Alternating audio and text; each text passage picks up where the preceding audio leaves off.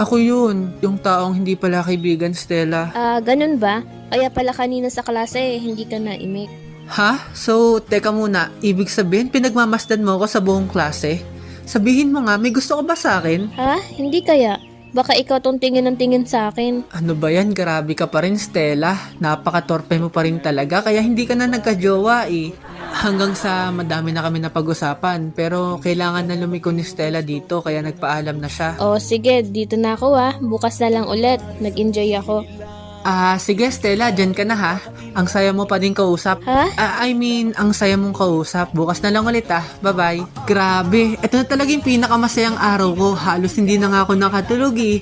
Hanggang sa kinabukasan, bigla lumapit sa akin si Stella. Christian, hindi ka pa din ba aamin?